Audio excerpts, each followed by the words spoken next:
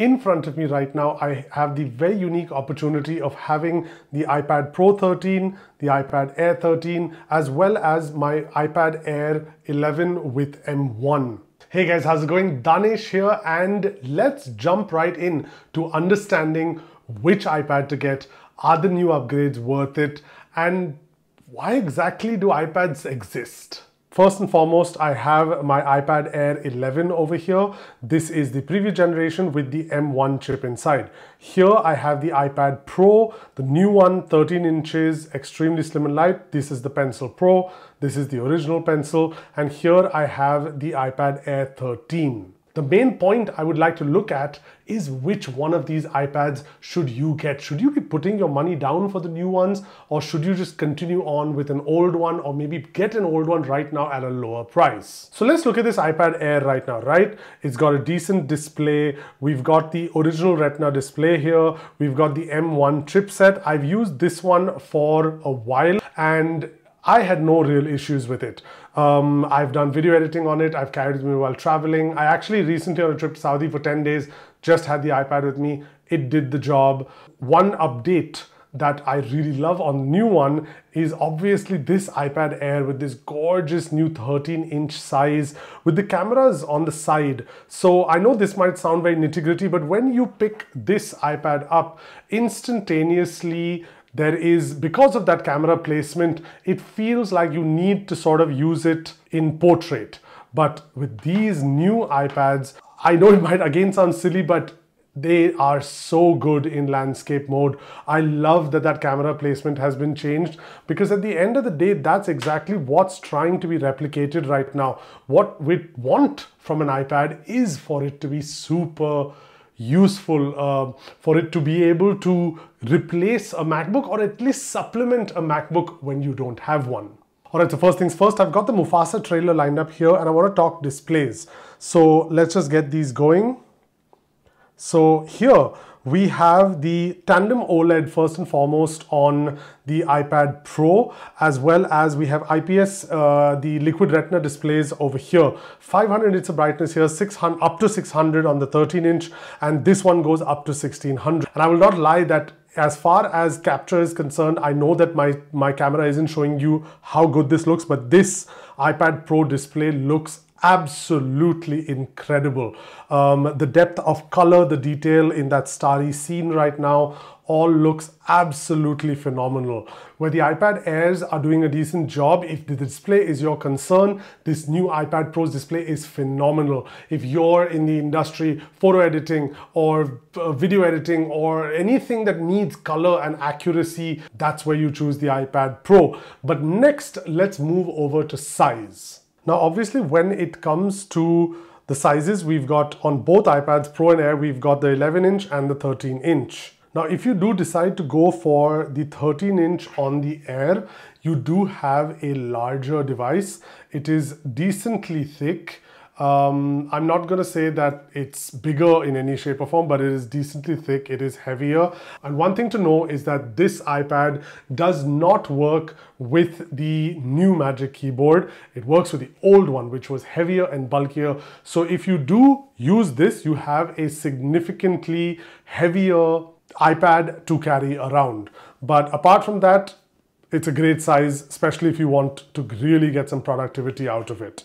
Now, when you come to the same size on the Pro, you end up having this super slim body, which is just 5.1 millimeters thin. I mean, that is absolutely crazy how thin this is, but this is incredibly light, and with the new case, it is so much lighter and slimmer than the iPad Air combination. So just to explain that a bit further, let me show it to you. I've got a weighing scale here, and we're back down to 0. And if you put the iPad on here, we get a weight of 577 grams.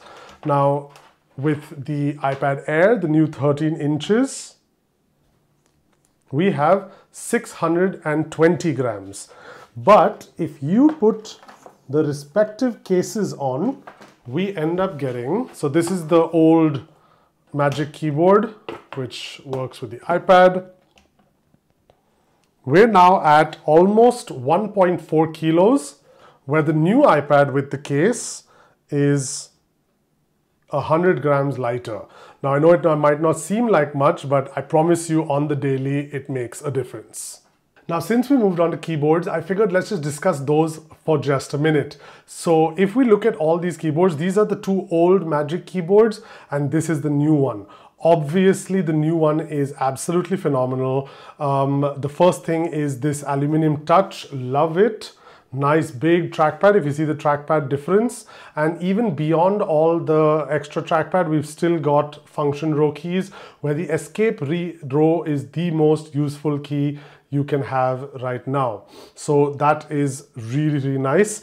It types just a bit better. So let's listen to the sound. And then here. Overall, really nice, but at the end of the day, these keyboards are so expensive and there are other better options, like for example, Bridge.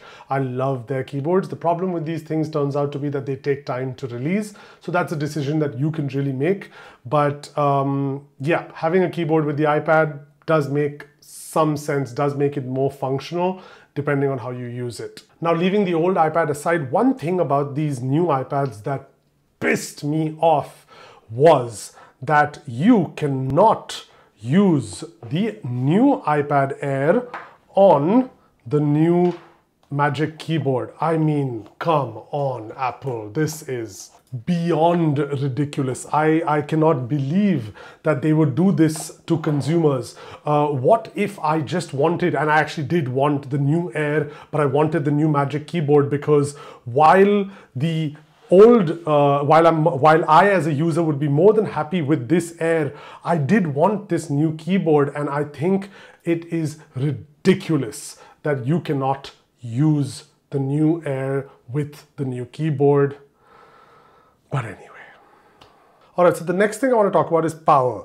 Now, the iPad Air 5th generation has the M1, the iPad Pro has the M4, and this has the M2. In this case, my concern is very simple. While having more powerful M processors is awesome, and Apple Silicon has just been proving itself stride over stride, I don't think there is a single app that really needs that much power. And you might be like, oh, but Daanesh, there's Final Cut Pro and DaVinci Resolve. But who's really editing to the level where they will see that difference? It's definitely not the mass audience out there. So I thought, let's do a small little test. I've got LumaFusion open here, and let's basically just render and see if there's a real difference between all of these processors.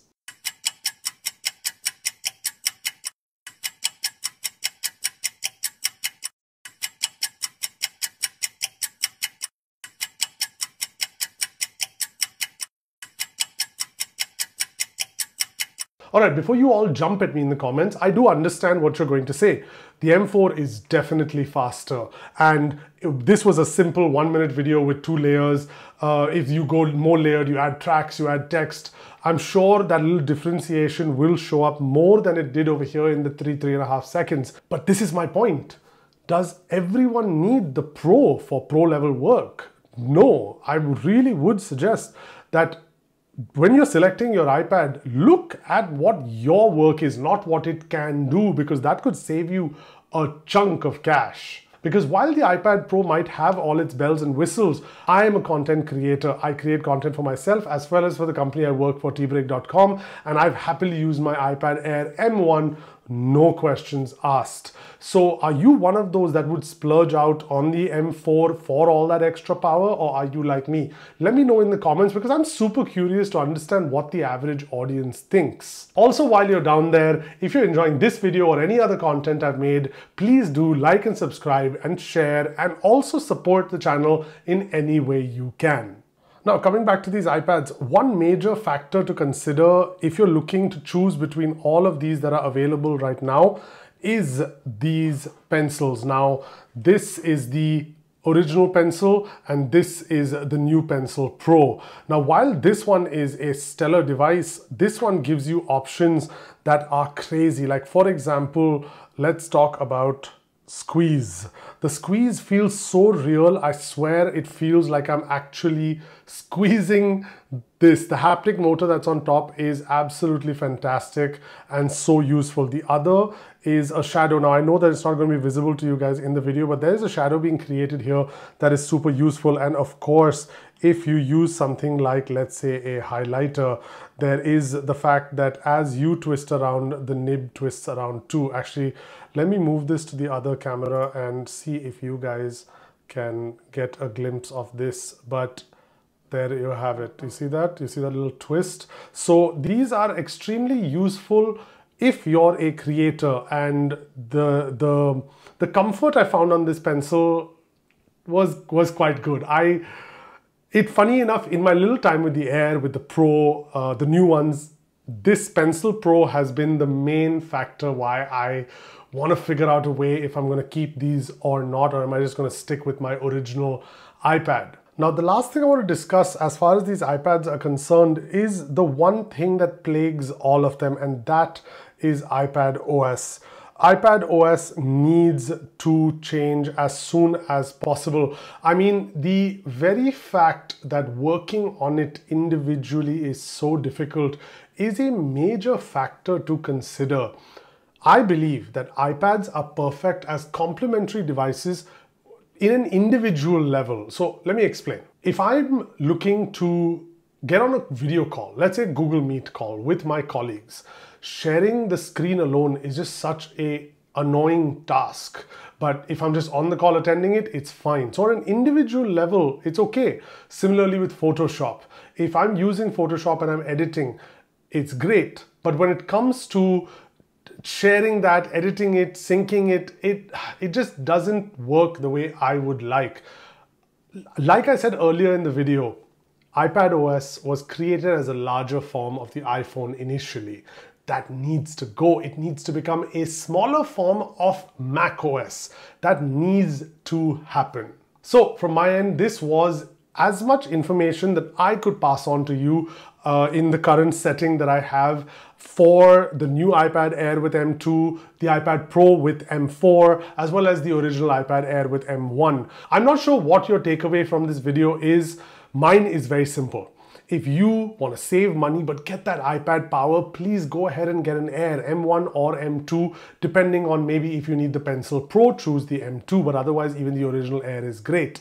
But if you're a power iPad user and you need the latest, the greatest, this iPad Pro with the slim design, with the new Pencil Pro is absolutely fantastic. I would love to know what your opinions are on this whole matter. Do you consider iPads useful or not? Do you think you should be spending on an M4 on iPad or not? There's so much to be discussed. I don't know when the next time will be where I have all these iPads together. But until then, I hope to see you guys in the comments. My name is Daanesh. Obviously, please don't forget to support the channel with a like, a share, or subscribe. And I will see you at the next one. Always fun, isn't it?